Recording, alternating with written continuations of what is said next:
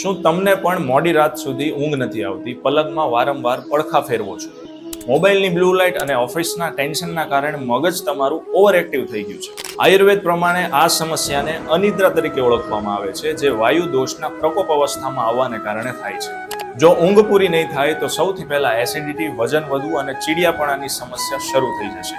પણ ગભરાશો નહીં મિત્રો, આ એક ઉપાય માત્ર 10 મિનિટમાં તમને ઊંઘ લાવી દેશે. રાત્રે સૂતા પહેલા 1 ગ્લાસ ગરમ દૂધમાં 1 ચપટી જેટલું જાયફળ અને અડધી ચમચી જેટલું શુદ્ધ ગાયનું ઘી નાખીને પીવાનું શરૂ કરો.